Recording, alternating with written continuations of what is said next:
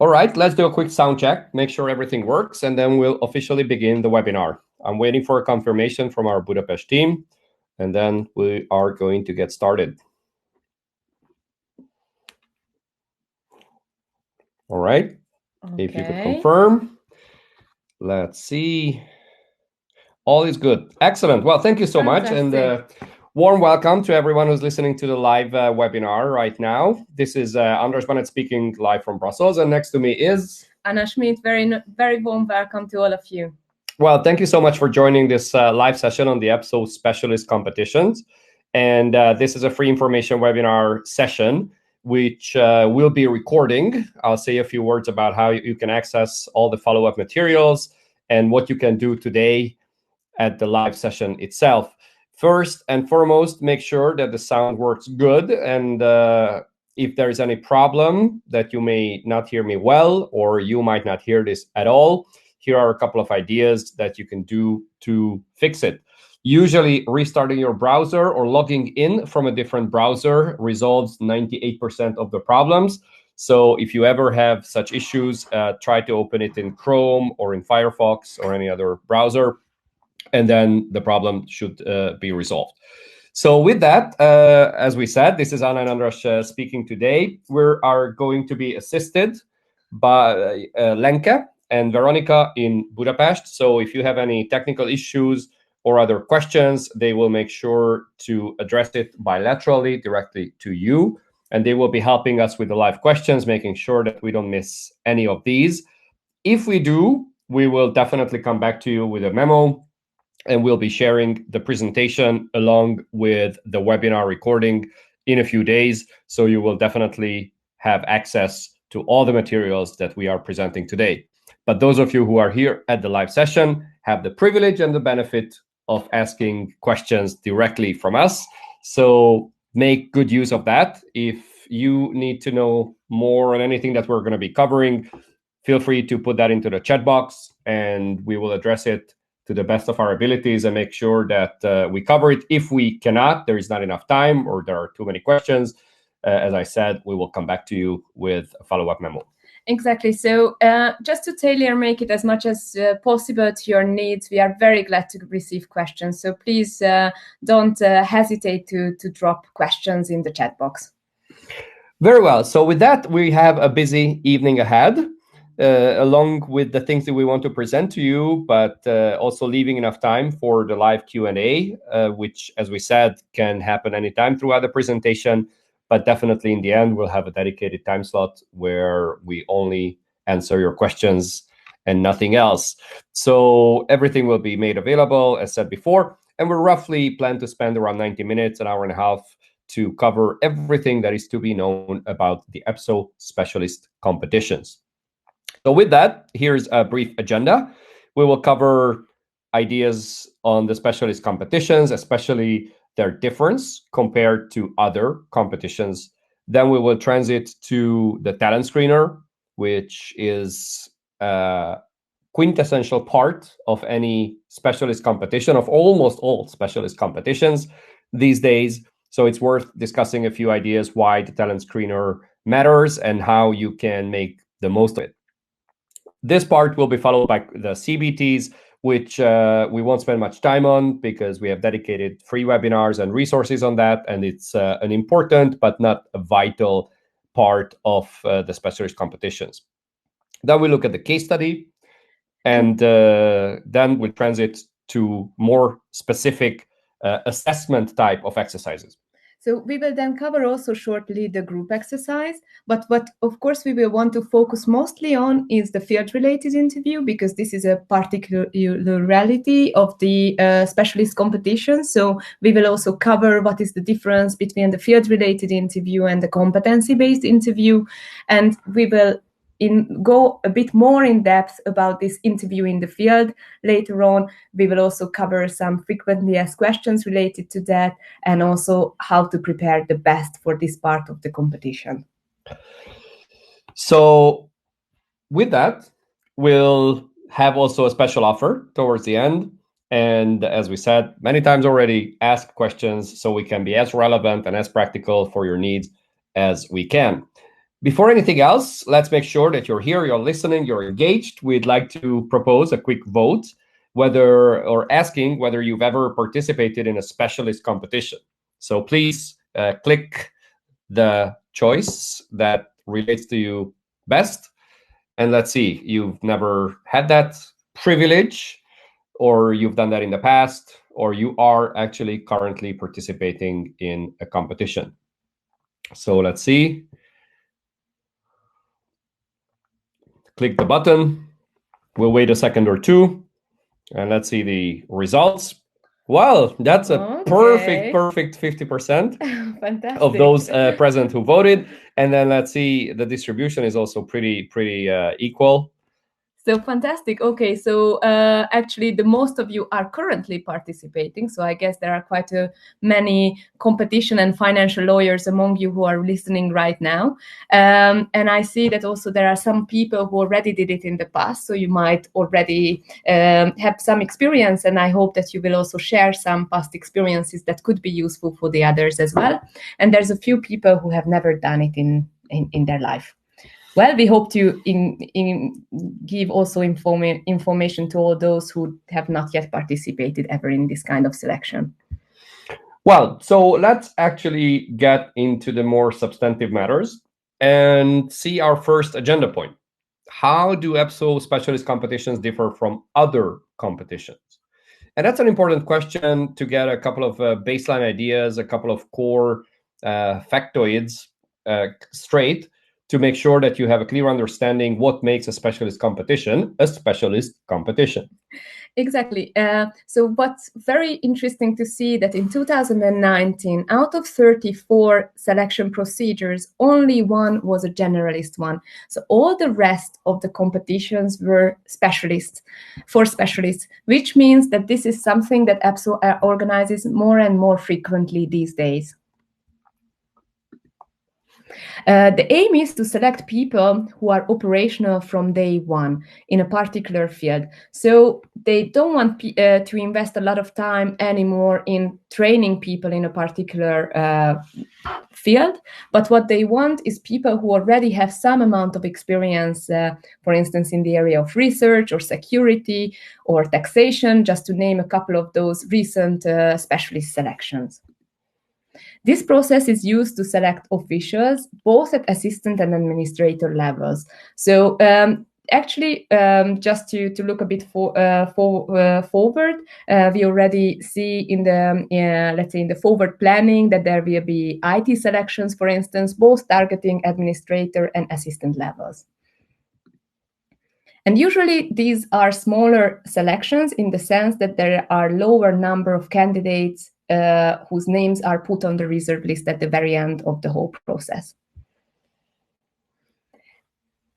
What we can also state about these selections that there are fewer number of applications usually than in the generalist competitions.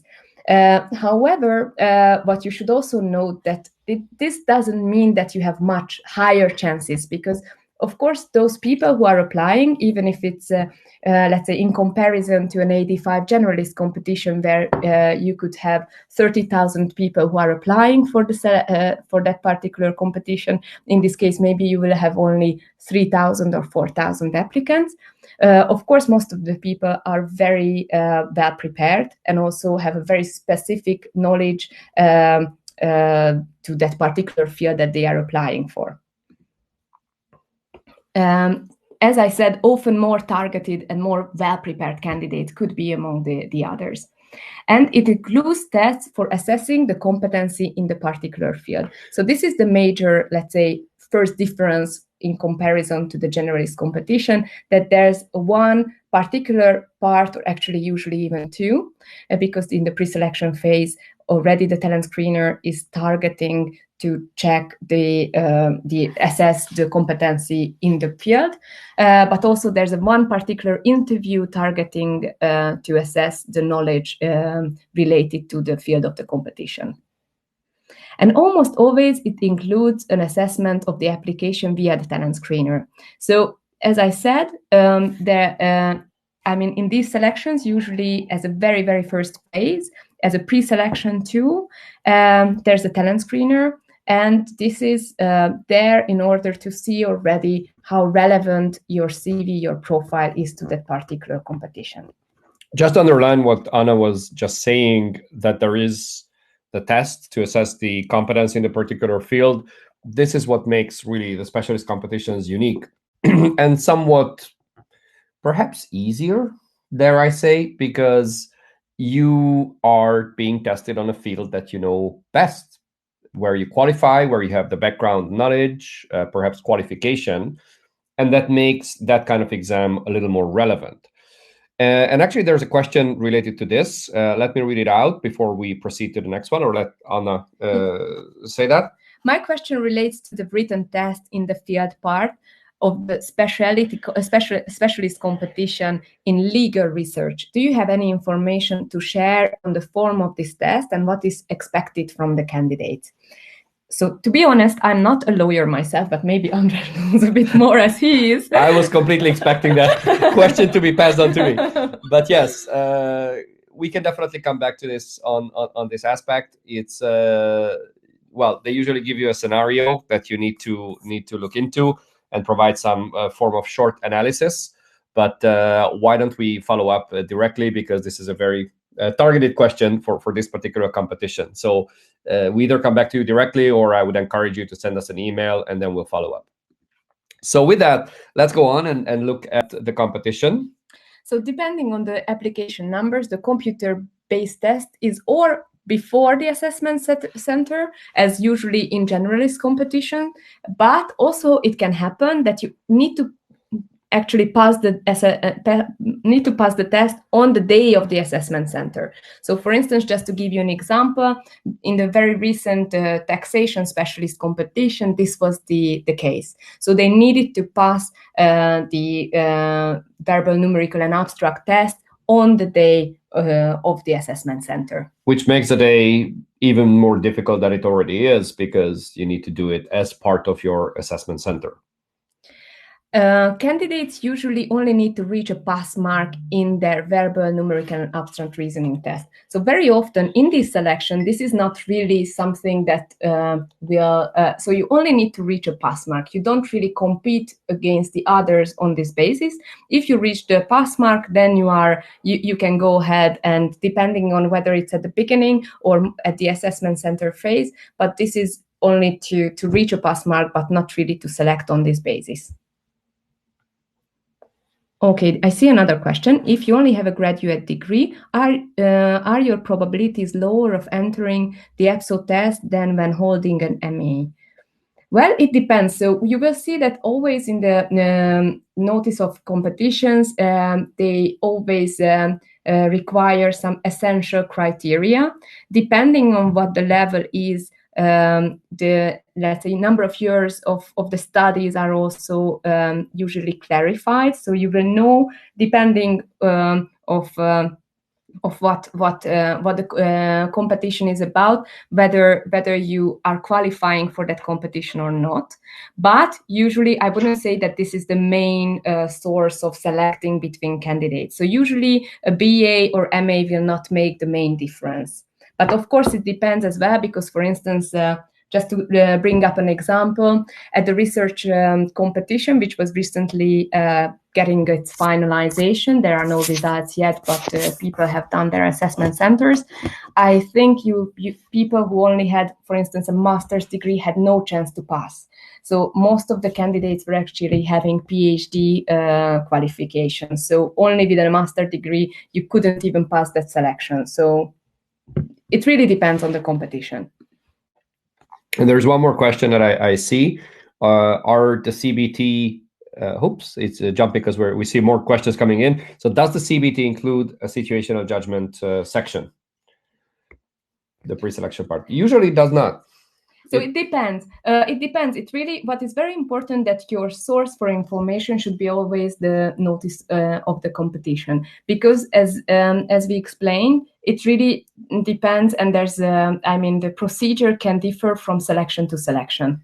Yeah, and just to reinforce that point, and the box that we've just put on the screen, so the competition may include other field-related tests such as a written exercise, but again, it might also include part of the pre-selection test or the the assessment center for that matter, situational judgment. But this, these days at least, is rather unusual. So they would typically have abstract verbal numerical reasoning, but not situational judgment.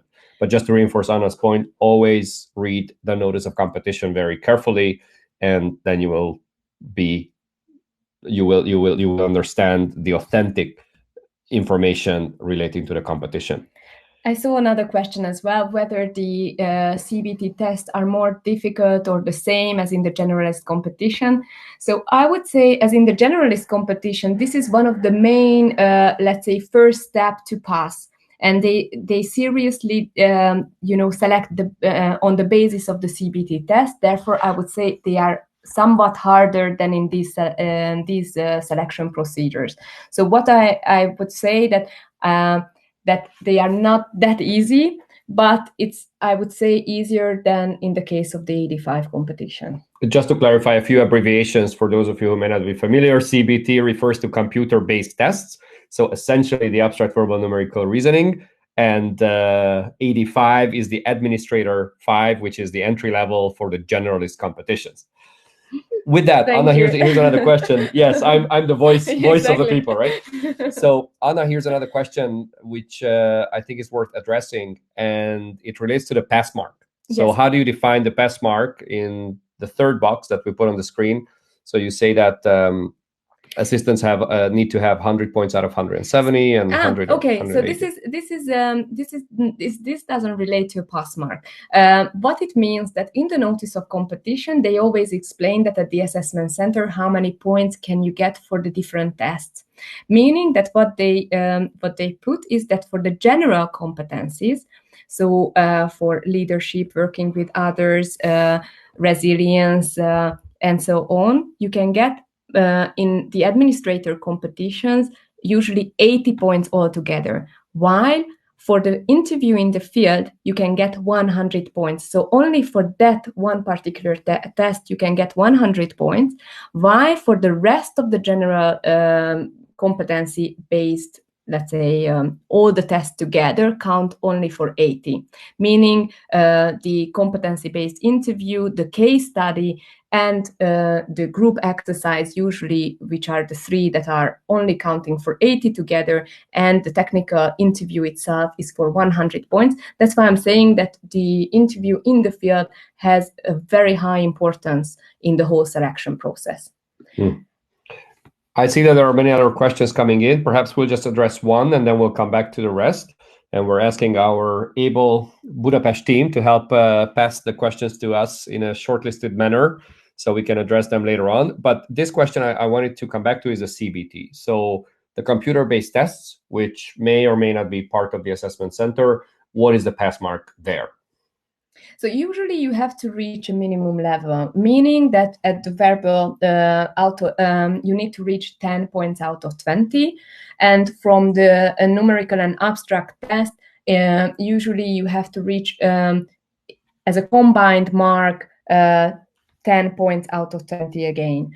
What you should know, of course, that, as I said, this may vary from competition to competition. So always rely on the notice of the competition where these informations are detailed and there for you.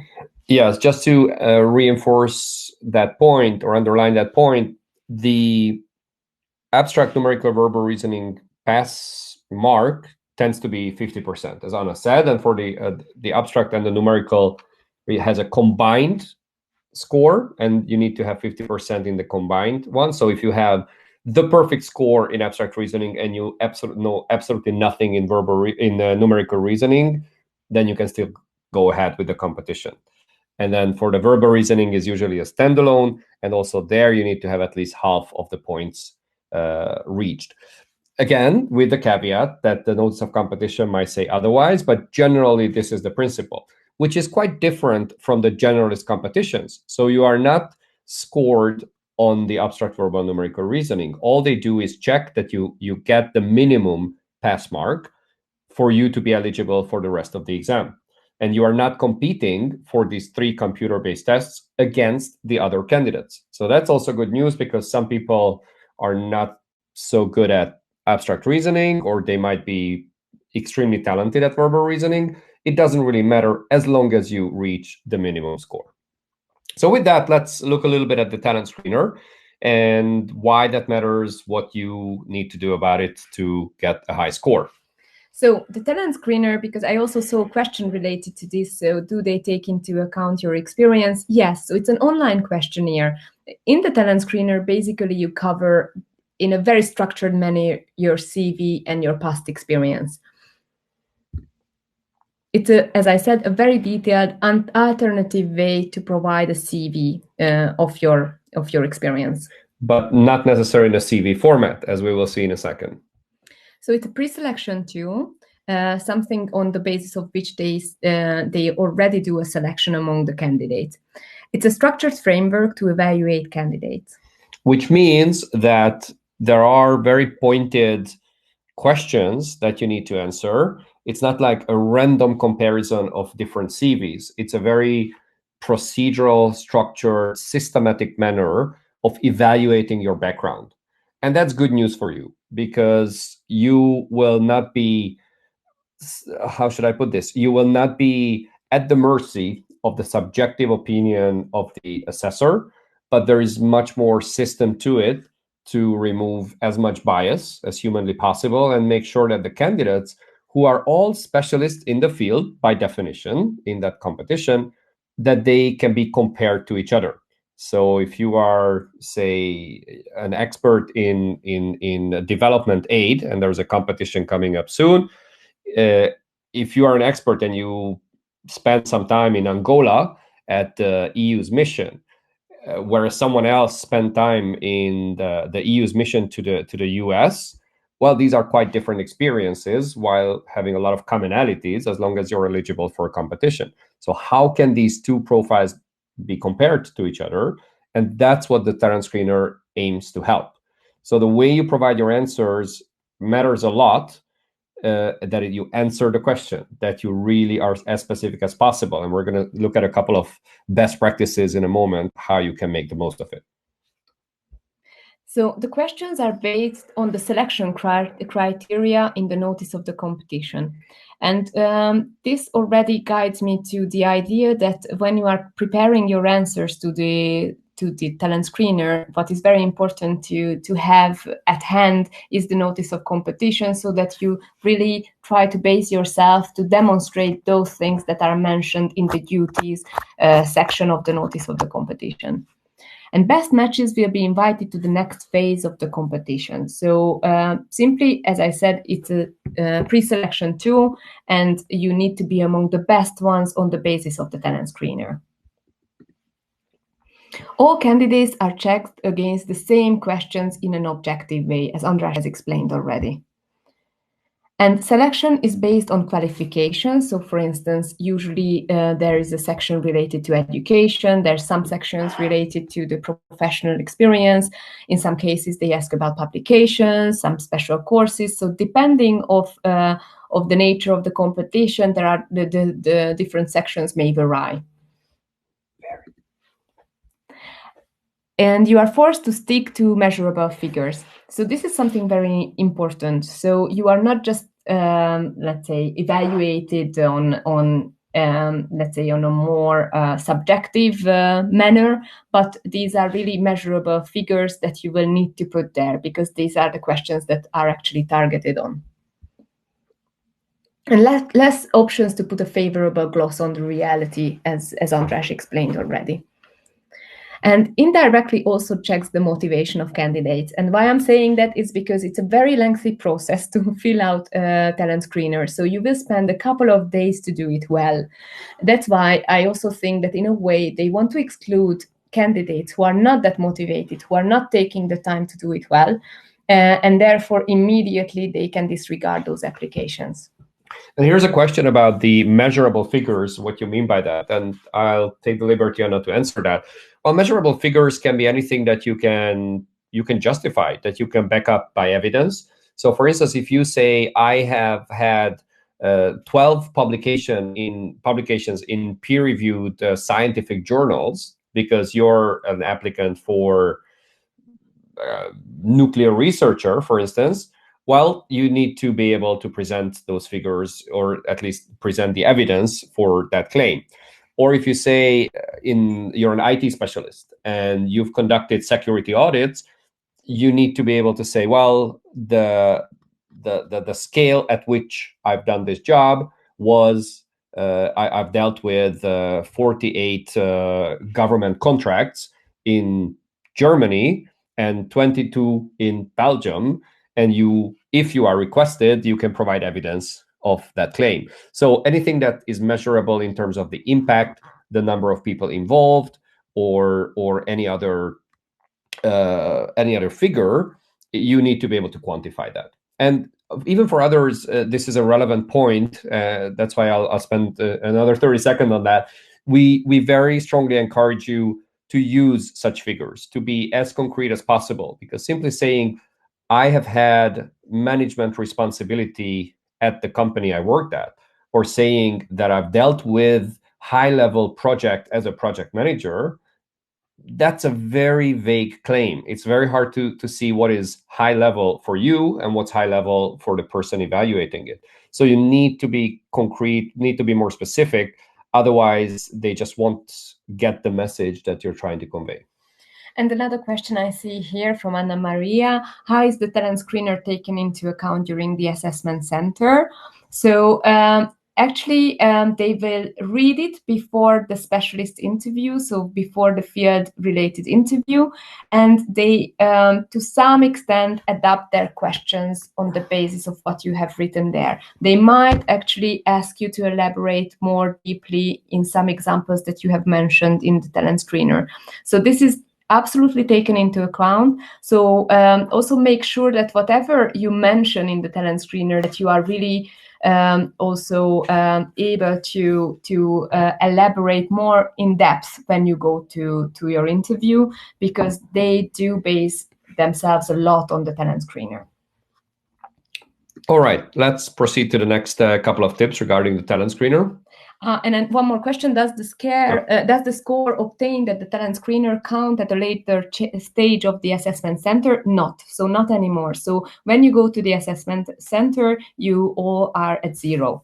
So in that sense, the talent screener is a screener. So it's a selection tool that they use to decide who is eligible to pass on to the next stage of the competition, but the score you get no longer affects your final score.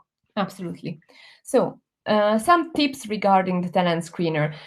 So be short and precise. Go to the point. Whatever the question refers to, don't try to cover other things than what the question is referring to. Follow the exact order EPSO requires. For instance, if they ask, for instance, the name of the place where you worked, you start with that. Then if they ask for the period when you worked there, then you give the details of the period when you were working in that particular place. So simply follow the exact order that they request the information in. For structure, number the different points, use spacing. Bold, underline, italics will not work in the system, so that you cannot use, but it's very important to very well structure. And why I'm saying it? Because the evaluation of this talent screener is happening under very short time. So the evaluation is done very rapidly. Therefore, when you structure value a document, you make the life of the evaluators easier. So please do that, because you do a favor to yourself. If they can easily find the information they are looking for, you will get high points. If not, of course, it's always very difficult to ask for a review. And even if EPSO does give ground to the review request quite often, it still is not the same, and of course it's not sure that it will pass. So it's much better to pay attention a lot to the structure and to provide the information the way they ask for it. Just to clarify here, one point that Adrian is asking, the talent screener may take place after the case study? No, that's before. It's always a pre-selection too. So as I said, it's simply is reducing the number of candidates, and the case study is part of the assessment center phase, meaning that usually it's 3 times the number of candidates of who will be put on the reserve list is the ones that are going for the case study and the assessment center in general. Bullet points are appreciated because, of course, it's straightforward. Be specific, as András explained already. Make sure to cover the duties that are mentioned in the notice of competition. So, of course, the duties that they define for the particular selection are the ones that they consider important. So, of course, you might not be able to say an example for everything from your past, but if you are, so try to make sure that those things are mentioned in the talent screener. And as I said, make the life of the selection board easy. I often like to say in presentations, don't make them think, but perhaps a more actionable or more specific piece of advice would be don't make them wonder. So you don't want to make the talent screener evaluators wonder whether you have a given experience, which is obligatory based on the notice of competition.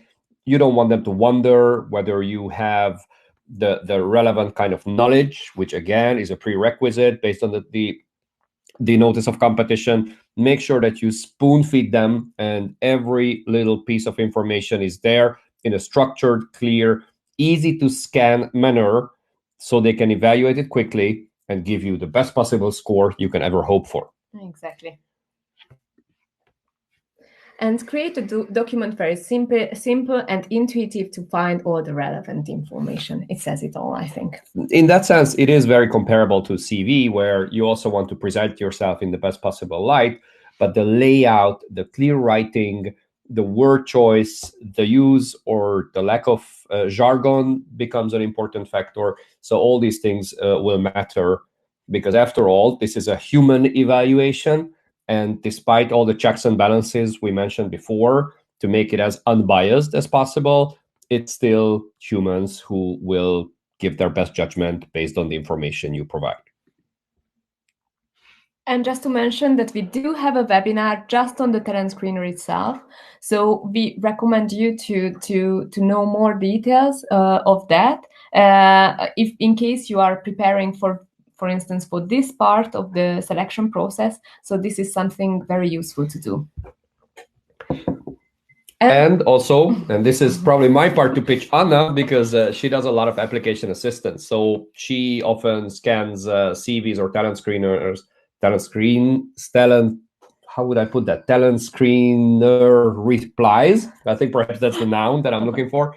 So she would look at those when candidates submit this for her professional advice, and then she gives you guidance on how to optimize it and make the best out of it. So you can send such requests through the website. Okay, how to prepare for the computer-based tests? Again, this is a part where we have an incredible amount of information on eutraining.eu. You have ebooks, you have webinars, you have personal coaching session possibilities, and obviously you have an incredible number of online selection tests and practice tests in 19 languages currently. So almost all the major languages are covered, and we're still working on issuing even more selection or more verbal reasoning translations. But having said that, what are these? Well, these are the good old dreaded verbal reasoning, numerical reasoning, abstract reasoning tests. And as Anna mentioned before, you might sit these, or you might be required to sit these at the start of the competition. So this becomes an effective pre-selection tool, or it might be part of the assessment center phase. And again, this is usually outlined in the notice of competition, but there they foresee 2 scenarios, which essentially depends on how many candidates will turn up for a given competition. So if there are not many candidates and they have indications, say compared, maybe it's a fixed number, and if the number of candidates goes beyond that, then they use the abstract verbal numerical as a pre-selection test. And if it stays below, meaning that there are maybe a couple of hundred candidates, or in some cases even a couple of thousands, but it's considered limited number, in those cases, EPSO or basically the selection board, will have the abstract verbal numerical tests as part of the assessment center phase. So it really, there are two hypotheses. Okay, this word probably is too challenging for me at this time of the day, but there are two scenarios. Let's stick with a simpler version. Two scenarios which are planned, but it cannot be known which one will be the one that they use, because it depends on the number of candidates. So with that, a few words on that. Practice is obviously the number one method and the best way to improve your scores. Nobody is really born with being an abstract verbal numerical expert. Most people tend to have one of these as their strength and one of these as their absolute weakness, and one of them possibly on a neutral level. So make sure that despite having one of these as your strength, you still practice a bit, because as we said, the point is to have a minimum score, 50% score, but then focus on the weakness by all means. That tends to be abstract reasoning, but then again, really depends on the field, because some candidates with more engineering mindset might be very strong in algebra and mathematics and less strong in other areas. And I see some questions. So there's a question if the CBT tests are part of the assessment center. So is it on the same day? Yes. So it's the same day, and you won't know when it is exactly. So it might be the first exercise, it might be the last one, but it's on the very same day when you have the group exercise, the field-related interview, the competency-based interview, and so on. So really, it's an even longer day than a normal assessment center would be. Yeah, correct me, Anna, if I'm wrong, but as far as I know, candidates are told in advance about the agenda for the day of the assessment center, right? They get to know it actually in the morning. In the morning, right? Okay. So you will receive it. So if you are actually preparing for an assessment center, so what you should know that you will only receive in your invitation letter the hour when you should arrive to the assessment center, so the EPSO office. So usually it's 8:30, 9:30, or 10:30, and accordingly, if you are one of the earliest ones, then you will finish earlier, and then if you come later, you finish later, and you get your schedule at the reception on the day. Okay. And just to mention that we have different webinars related to these tests as well. So some are free, some are paid. So there is the beginner's guide, and there's the pro tips webinar for each of the 3 computer-based tests. And there's even a math refresher for numerical reasoning for those of you who may not have had the privilege of resolving mathematical problems on a daily basis. Then the math refresher might be for you. So with that, I mentioned the simulated practice tests as well, along with the verbal reasoning in 19 languages. And then we'll transit to the next part, which is the case study. So very briefly, because of course we won't have a full coverage of how can you prepare for the case study. Again, just to mention in advance already that we have a full webinar for the case study itself. So as part of your assessment center, you will have a case study. What you should know that this is the only exam that is on a different day from the rest of the exercises. So just, be happy about it. At least there's one thing you can prepare a bit separately, have at least a couple of days of preparation, because usually it's never on the very same day as the assessment center would be. They don't schedule the rest of the exercises for the same day. No, you're actually raising an important point, that given that it's a separate exercise, well, not in legal or procedural terms, but in logistical terms, in practical terms, it happens before the actual assessment center. Sometimes it's weeks, perhaps even longer than that. Maybe it's a few months. But given this timing, you can focus on the case study specifically. So when you're preparing for the assessment center, always focus on the next challenge. So if it's a case study, focus on the case study, and only afterwards should you start really focusing on the rest.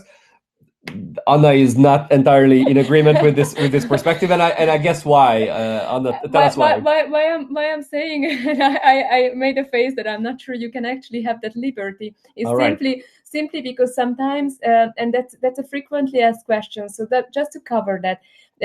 Sometimes the case study and the rest of the assessment center is very close to each other. So what you should know that maybe you will have your assessment center 1 week after the case study. So you won't be allowed really to prepare properly for all the rest of the exercises if you don't do this preparation in parallel.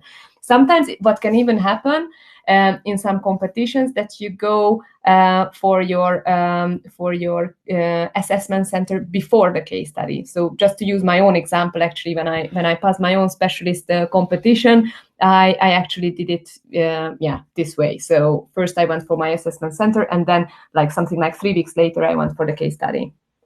Yeah. Okay. That's less than 2 weeks. Yeah, absolutely possible. Yeah, absolutely possible. So, okay, let me correct that myself in light of that before I give you the wrong advice. So yes, perhaps you should actually prepare for it. It really depends. So what I would emphasize that András might be right, but only and I also think that it's good to, let's say, to have a study plan in your mind, and maybe sometimes.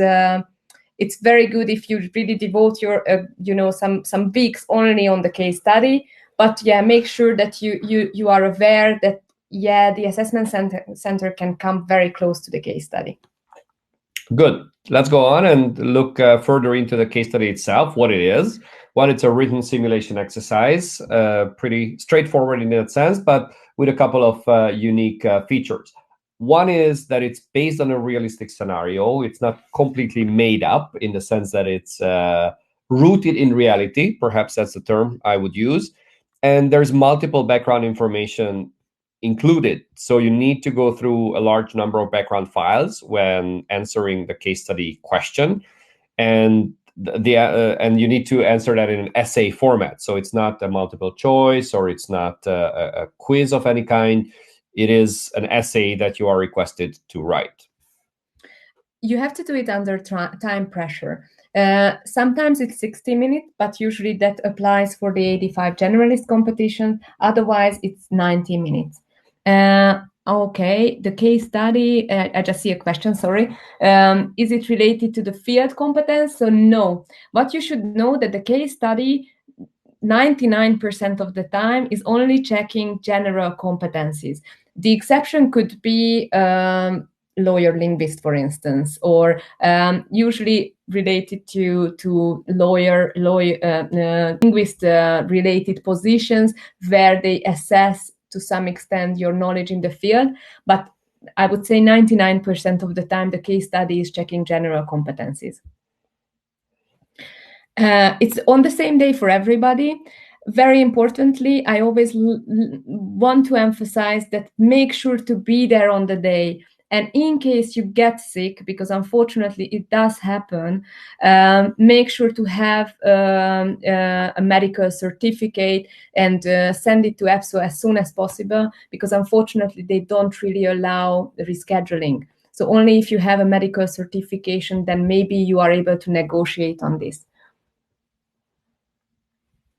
Another question, do they test knowledge on the specialist field? So not at all. But what I can confirm that usually the test, or let's say the content of the case study is related to the field of the competition. So for instance, if you are going for a competition law, most likely you will not get something which is completely not related to the field of the competition. So most likely it will be something which is, so the case study will use a familiar language that you are acquainted to. But I think the question also relates to how the specialist knowledge is tested.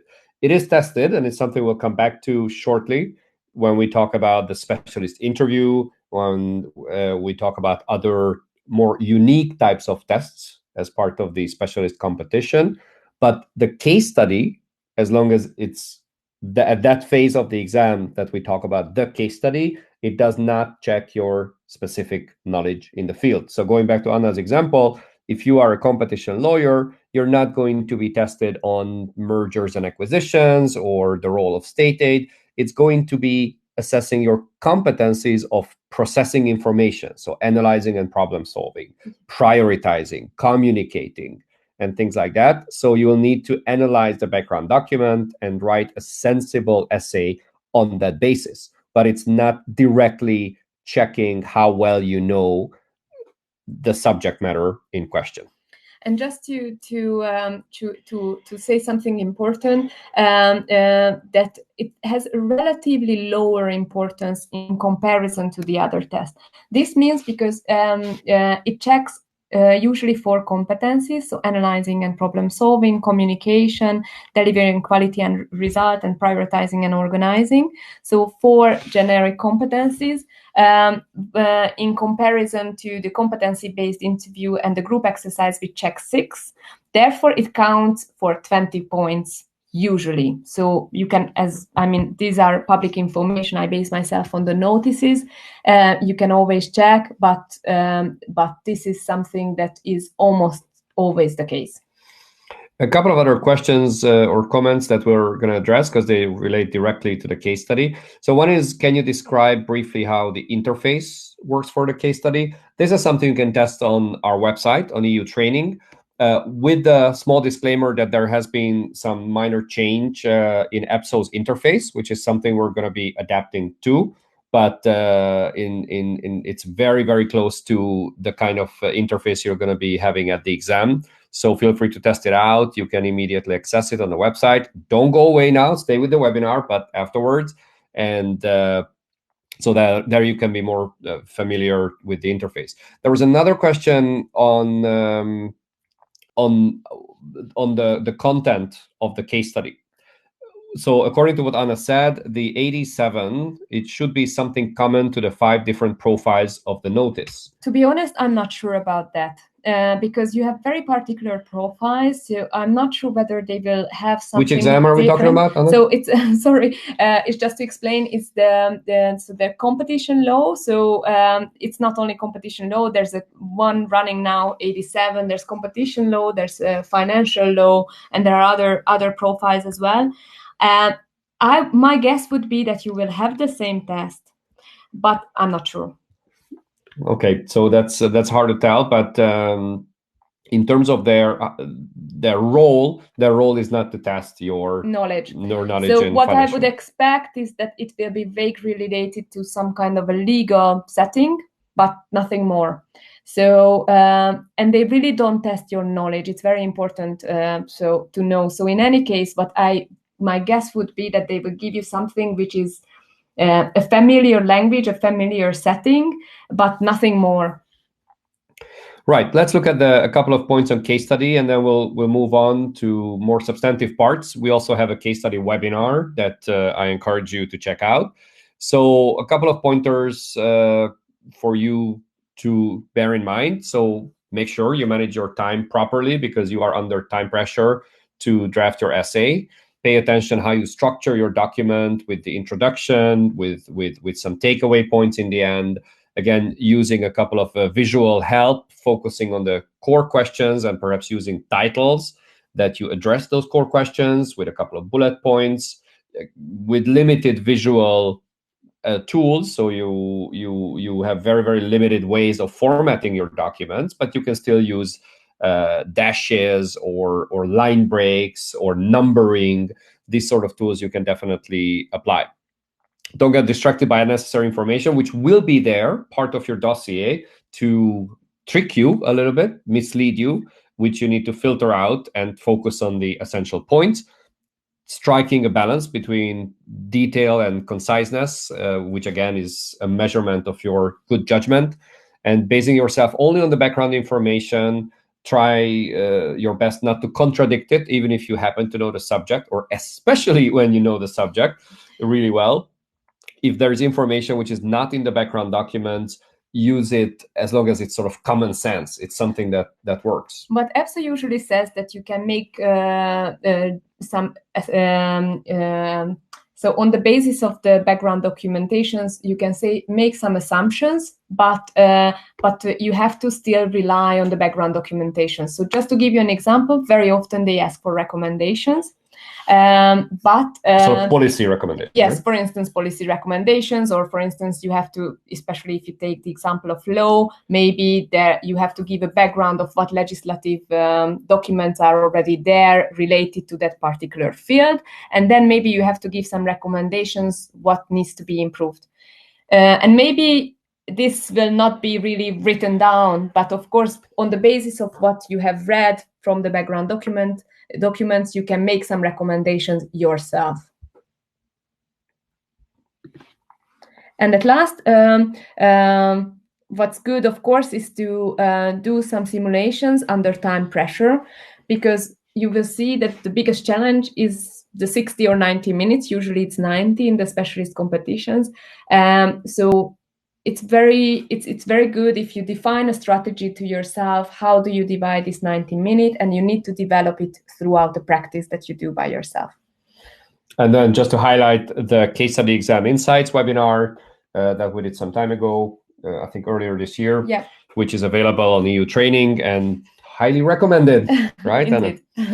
Good. We can also actually offer to have your case study evaluated. So that's a service that we provide, that you do it on the interface, send it in, and you'll get back an evaluation with guidance on what you need to improve on.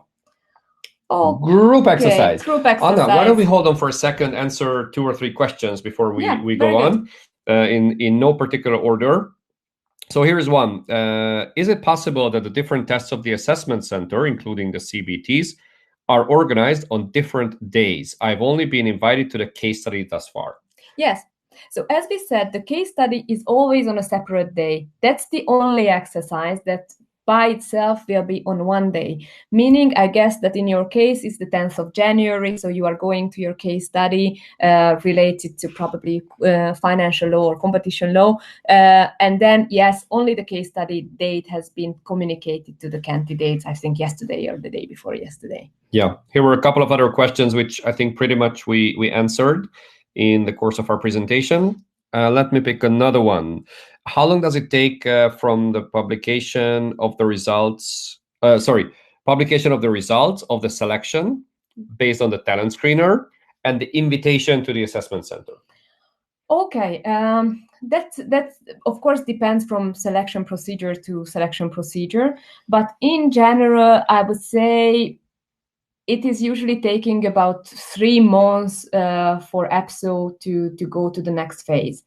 What these days EPSO very often does is that they send you an let's say an intention that you will go to the next phase, but they don't yet communicate what will be your date. So for instance, if you pass the talent screener, they only send you that you passed the talent screener, they inform you about the result, and that they tell you that you will at a point have the next phase, but they don't yet communicate when is that, and then later on you get additional emails about the exact dates with the of the next let's say exams. Mm-hmm. Another question related to the sequence of events. So a person here asking, I'm participating in a competition where the case study is before the computer-based tests. Yes. So from this statement, we know that the computer-based test will be part of the assessment center. So my question is the case study in this case eliminatory? Not. So no, it simply checks those 4 competencies that I have mentioned already, or in some cases it's different, but usually those 4 that I've mentioned, and you simply will get a result which is part of the assessment center. So it means that you pass this phase, you are at the assessment center phase, and you will have the possibility to pass all the next tests. And then one question before we move on, is the case study always in Brussels? No. So you have test centers all around Europe, and you can go to sit the test in these different test centers. Okay, good. Let's go on, look at the group exercise. I know you probably want to say a few words because you regularly run classes and courses with the group exercise. So what should candidates know about it? So in the group exercise, I think most of you know that you get an assignment. So you have to work in a group. Usually it's a group of 6 people on a kind of a case. Usually EPSO gives you different options. most of the time it's 3 options. And in this, you will have 15 minutes to read some background briefing material and 40 or 50 minutes to run the whole exercise afterwards. The background documents stay with you during the exercise. So what's very important that you will be sitting around the table with the 5 other candidates who are participating, and you have the background documents with you. And you also have some papers to write some notes on, so you keep it during the whole exercise. As I said, you can take notes, write on the documents themselves, underline things, and so on. Everyone gets the same briefing, but this is true only 95%. Why? Because you all have a different last page. Why this is very important? Because what you should concentrate in the 15 minutes is to make sure that you read very well and understand your assignment, and you make sure that you read the last page. This is absolute basic. The rest is there only as a cherry on top of the cake, but you concentrate on these 2 pages, the first page and the last page. No hierarchy, so everybody who is part of the exercise is equal. There's no hierarchy defined in advance, and your assignment is the same, so everybody has the same assignment. And your task is to reach a conclusion by the end of the 40 or 50 minutes. Just to add to that, there's no negative impact on you if you do not reach a conclusion. So it's more the process of discussing with the others and the group dynamics that they're observing. And if you reach a conclusion, that's great. If you don't, it's still okay, as long as you did your fair share. So essentially, it's an exercise about collaboration, cooperation. And it's a good idea to start with a roundtable discussion when you kick off the group exercise and see what everybody's unique perspective is based on the last page Anna mentioned, and also to clarify what the task is, that there's a common understanding. And make sure that you demonstrate all the competencies in the course of your participation, that you listen to others, you propose solutions, you're not overbearing, you are not too much in the group. All of these aspects, that you have enough self-awareness during the exercise to demonstrate all these qualities and not to overdo it either. Body language, therefore, becomes very important, and make sure you engage with others verbally, and the way your body language demonstrates your cooperation. These become important aspects. And that your voice is heard regularly at regular intervals. It's not like you are very active in the first 10 minutes, then you realize that, oops, I was too much, and then you remain silent for 30 minutes, and then in the last 5 minutes you try to catch up. So try to even it, try to balance it out as much as you can. Okay, I see a question from Plamen. So you say that the last page is different. Is it possible that what you have on your last page contradicts with the assignment task someone has on his last page? So what you should know that on your last page, you have some information that the others don't have. So you have to make sure that you provide this information in a neutral way to everybody. Yes, it actually is for sure. Maybe one stakeholder will have one particular opinion and another one will have another one, but it's not really about let's say fighting for the last page idea, because usually it's something which is a neutral information that is given to you and not something that you should fight for. There's another relevant question. Will the group exercise include candidates of different profiles? No. This is not the case. So usually you always do it with your profile in the language that you have chosen, of course. What can happen that sometimes, especially if you do it in, for instance, in Italian, it can happen that there are no other 5 candidates who do it in Italian, and therefore you will be only, for instance, 4 people who do the group exercise together. So sometimes you are less than 6, but with 4 or 5 people, they will run the exercise. Managing the time, again, becomes an important aspect. And again, make sure to reach a conclusion, or perhaps make sure to aim to reach a conclusion because even if you don't, as I said before, it does not have any negative impact on your scores or on your performance. So we have the group exercise insights. There's also a webinar recording on that. We run classroom courses regularly and even master classes where we only focus on the group exercise. Usually we do 2 per a half-day session with detailed feedback, and everybody gets a chance to practice. So that should be a helpful resource to everyone. Practice makes perfect, so make sure to check those out. And here comes perhaps the most important part of today's webinar, which is discussing the differences between the field interview and the CBI, the competency-based interview. So Anna, you being Europe's foremost expert in this area, why don't you share that with us? So what you need to know about the interview in the field is that it's only used for specialist competitions. So this is something that will not be part of an AD5 generalist competition. It's usually an interview which is between 40 to 60 minutes. But what you should know that if you have a 40-minute interview, it's 40 minutes for every candidate who is in your field. And if it's 60 minutes, it's again 60 minutes for anybody who is in the same selection. So what I mean is that simply there's a variation between different competitions, but this is something that at least it will be 40 minutes, but usually a little bit longer. As I explained already, it has a high importance comparing to the other tests. As I mentioned, just by itself, this interview in the field usually counts for 100 points as part of the assessment center, where the whole assessment center itself, in the case of AD competitions, it's 180 points. In assistant competitions, 170 points. So it has a relatively high importance. Assessors will read your talent screener before the interview. Very important. You already asked me about this, whether talent screeners will be taken into account. So yes, because this is a source for questioning in the interview in the field.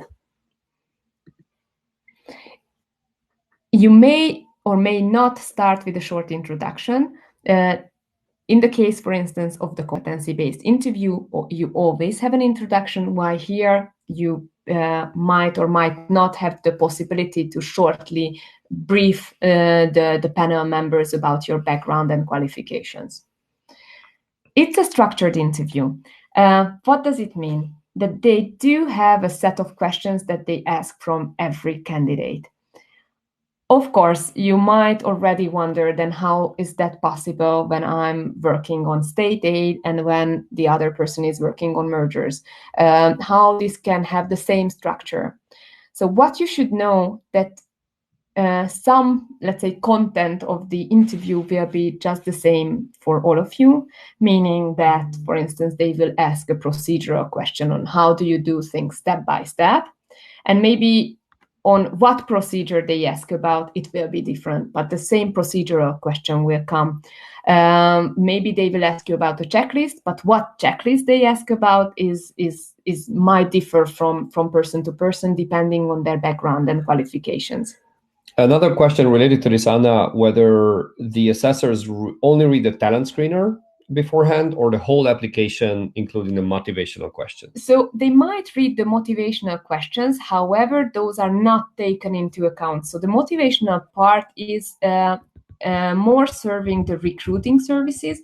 So once you are put on the reserve list, this is for the HR people sitting in different EU services who are reading the motivational part, but they more base themselves on the actual talent screener. All right, let's go on to the next point. So it assesses competencies in the particular field. So it simply wants to assess how much do you know, how much you are really somebody who can perform those duties that are mentioned in the notice of the competition. It usually measures applied knowledge. This doesn't mean, of course, that you cannot have theoretical questions, but most of the questions will be applied theory, not so much of theory. Let's maybe say a few words about what applied knowledge actually means.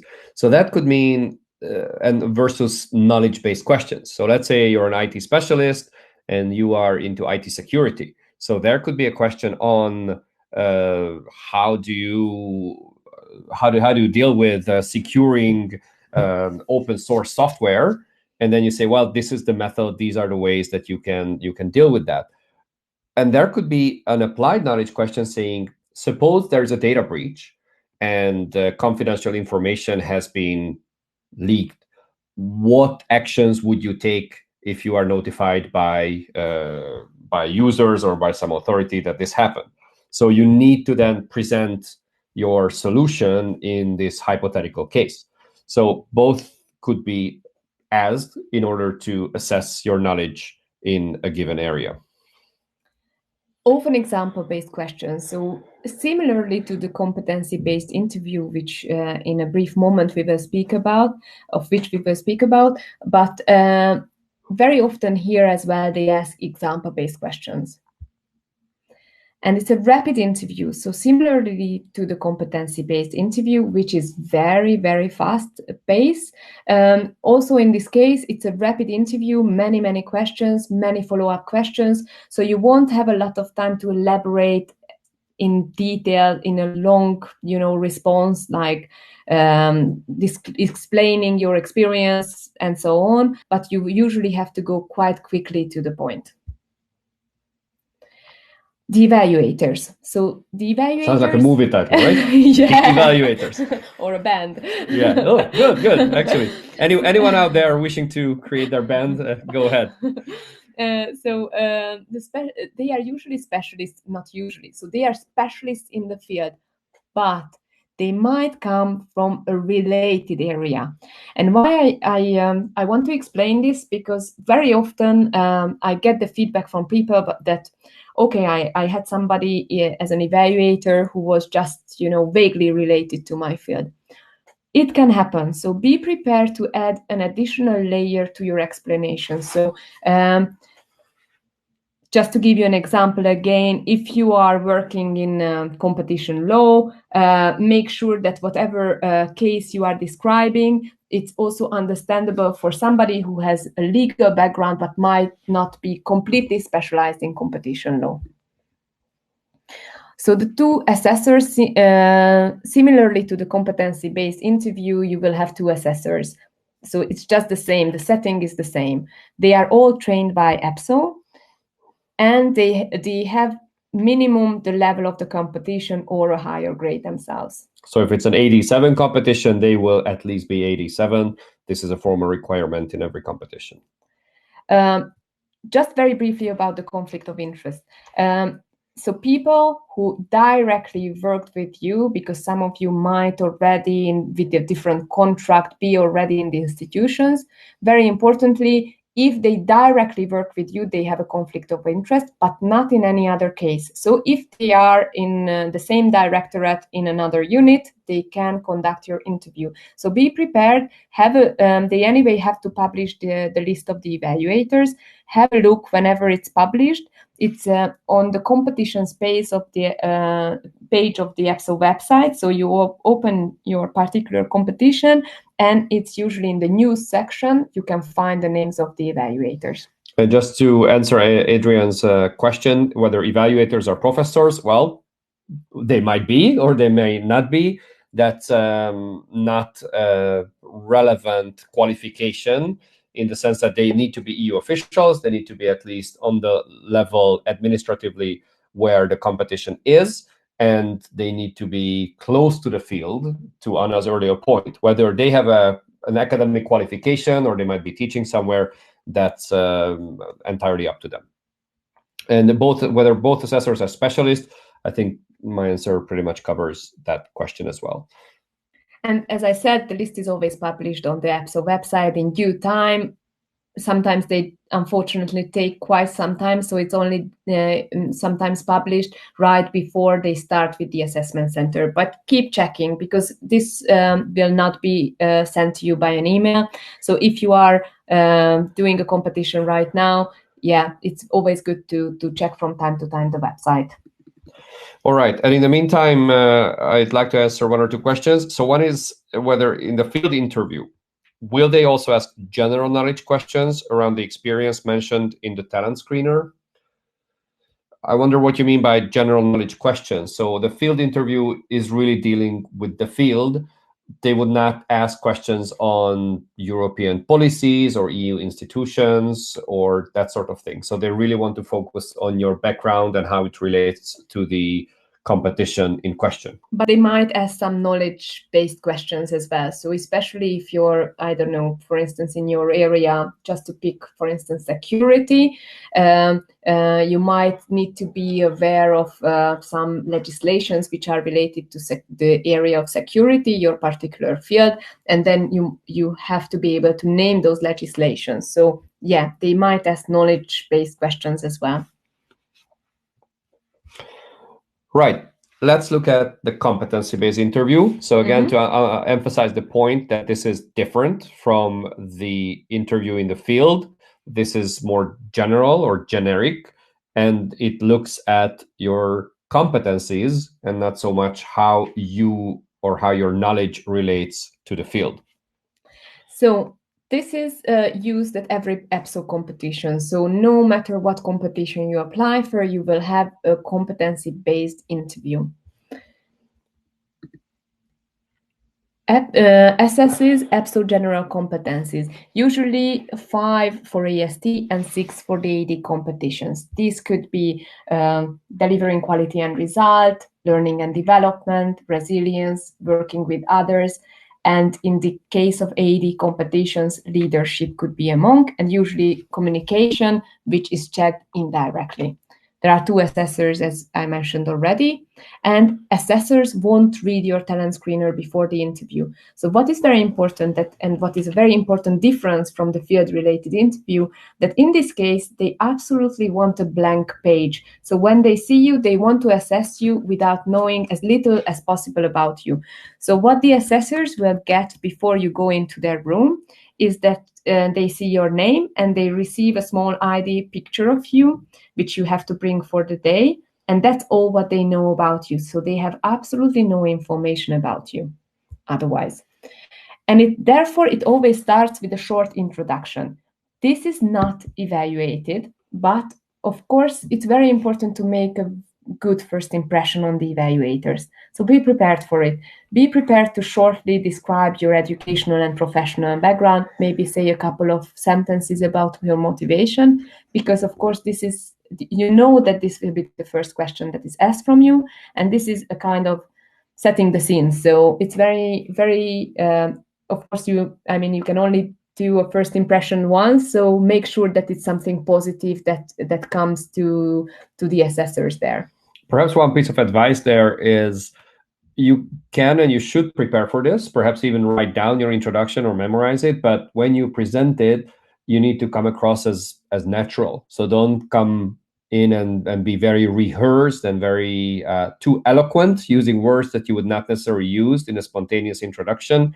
And try to find a way how you present yourself. So you don't need to, and perhaps you shouldn't even give your entire life story unless you have very limited experiences. It will be hard to summarize that in 60 seconds or a minute and a half.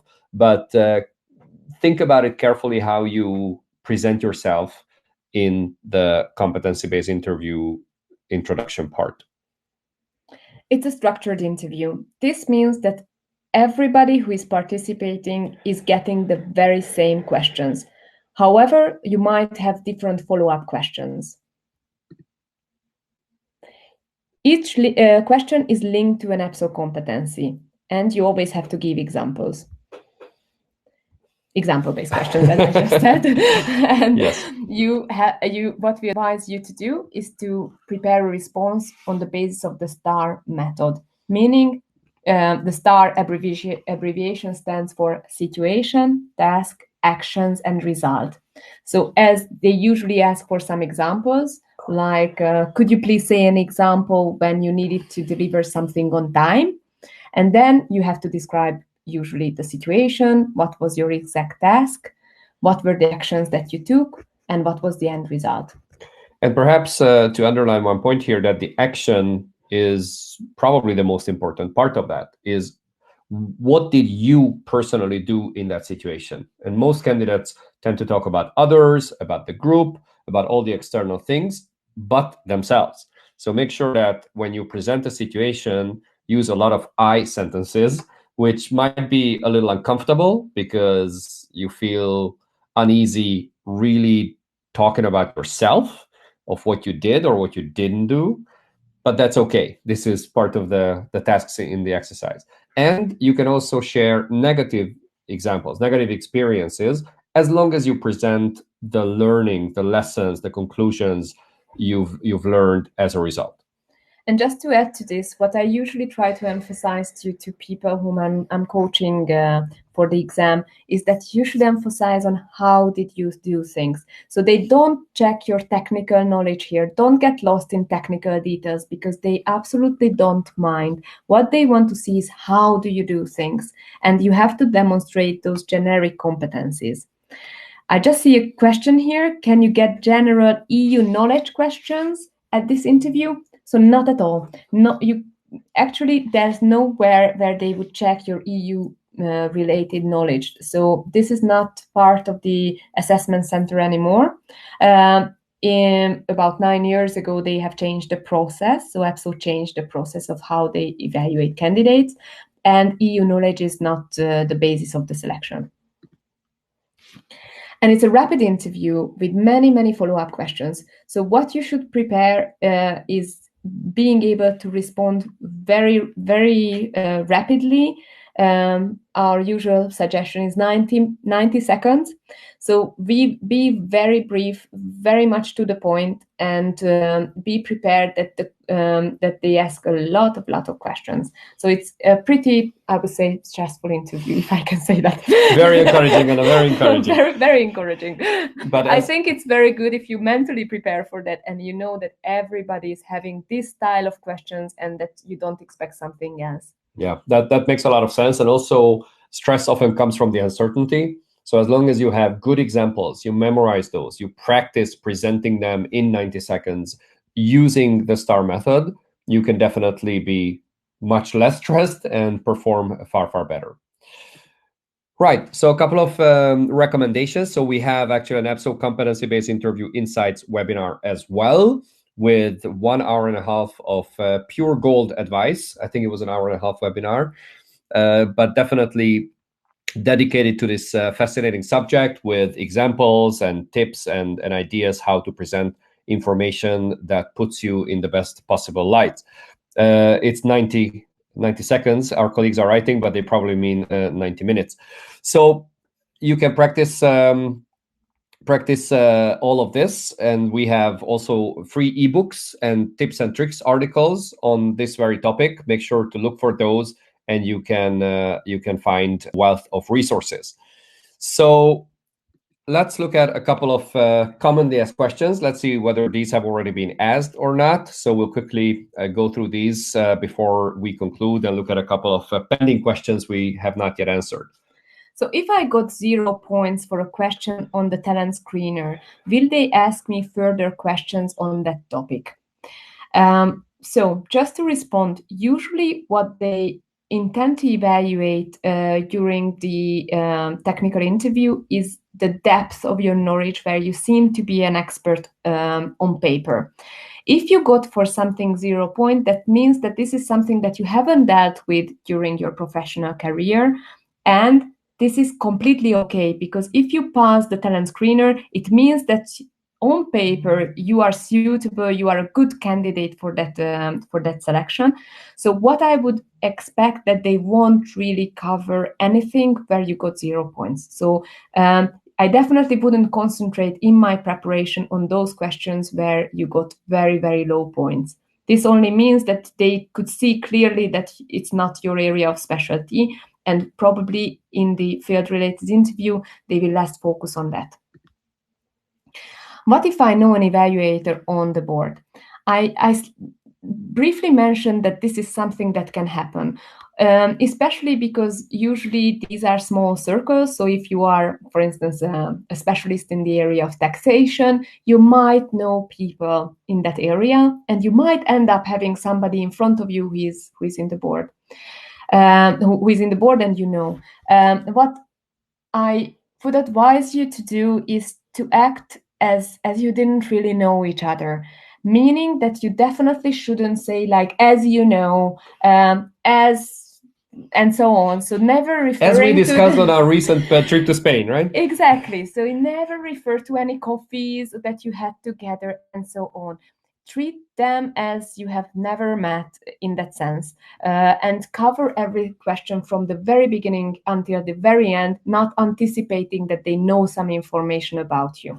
Even in formal terms, so selection board members are required to treat everyone equally and absolutely no bias. So it's part of their professional and legal and moral obligations to act the same way towards you as if they didn't know you. I think if there is a true conflict of interest, so let's say you are in a lawsuit or there's a harassment or God knows what, that sort of information might need to be indicated to EPSO, and they might need to deal with that.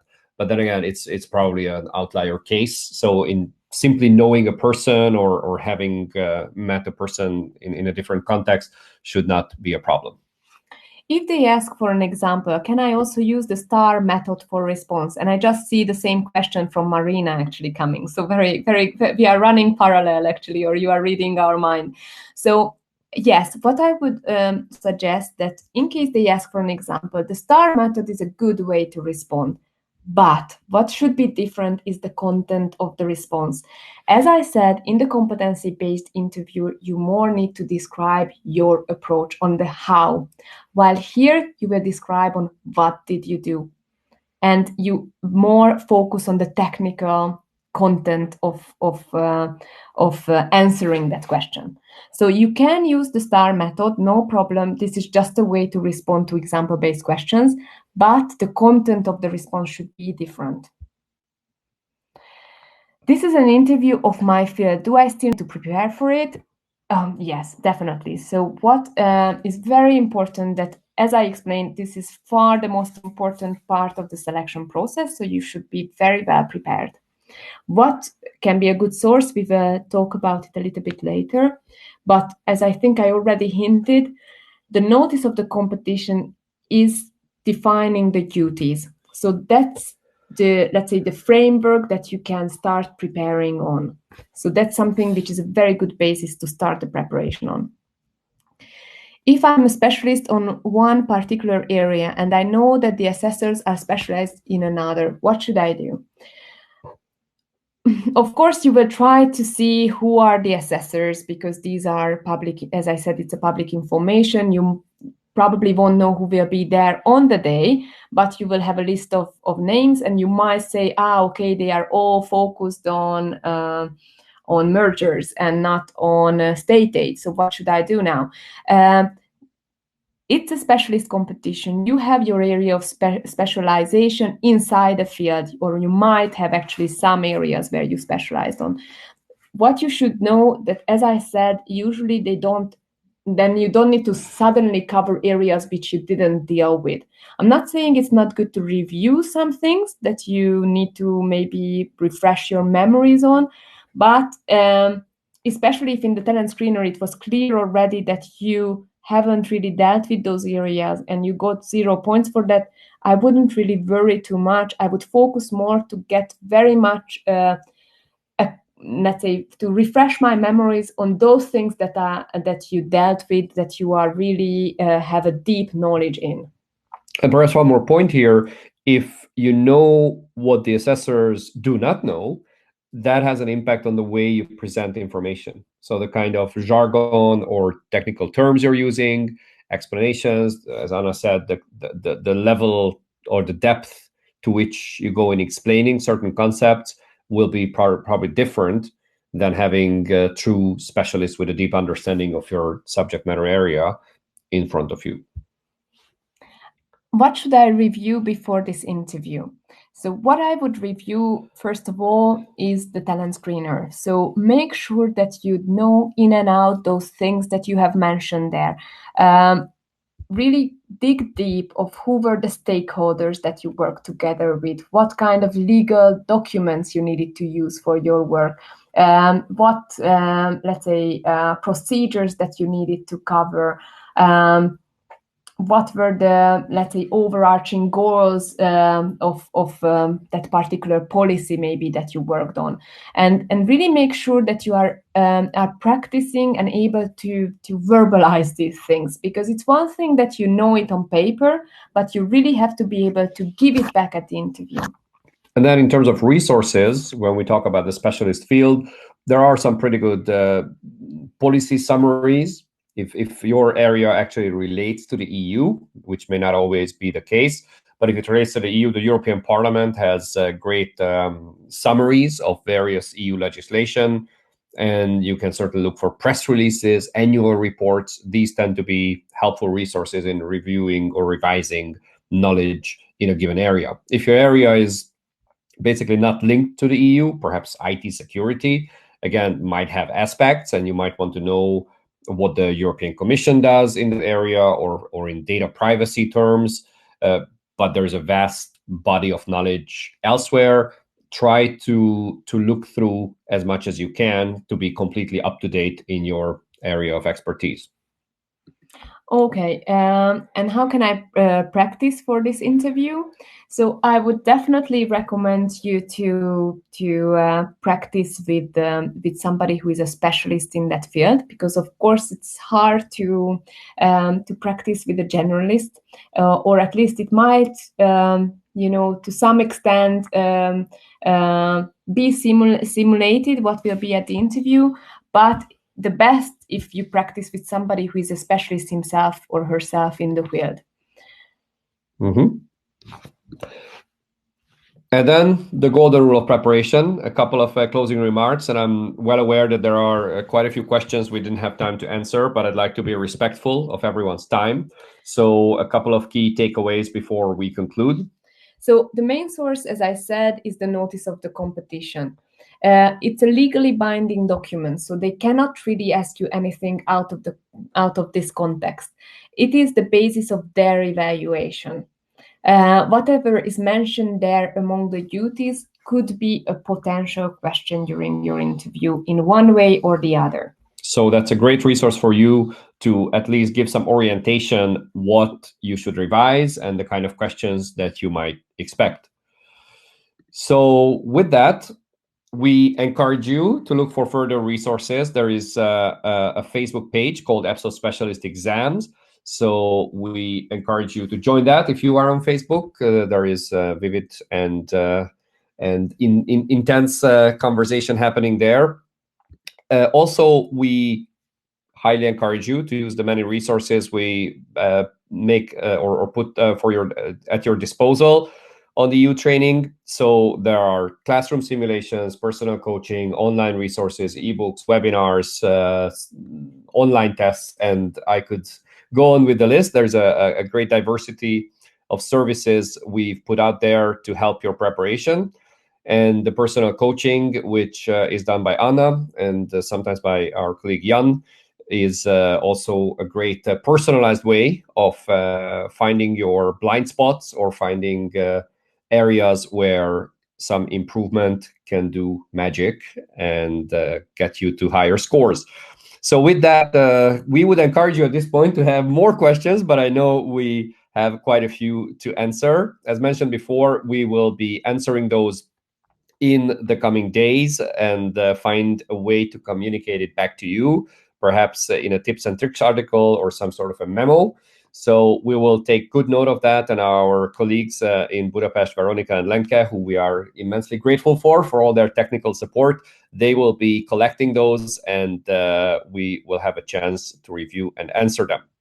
So a final point, we are happy to offer you 20% off for those of you who are here today at the live version, or you might be watching it in time when the recording is sent out shortly after the webinar. It's valid for 48 hours. The code is EPSO SP, like specialist, and 2019. So that's a code that gives you 20% off on all our online test packages and webinar recordings. So thank you very much for your excellent questions. I hope this was helpful. I know that the specialist competitions is a very diverse area with a lot of permutations, variations of what elements it has. But I hope we gave you some clarity on that. And as I said, we will come back to answer all the questions that we couldn't do it in the live session. Thanks a lot. Thanks for being such an active group, and we wish you a lovely evening. All right. Thank you so much. And one final point, whatever question you could not ask right now, feel free to send us a message through our contact form or replying to an email that we send out. And we can definitely come back to you directly anytime, whether it's in a week, a month, or a year. We are there to help. So thanks and good luck for your competition. Thank you and good luck.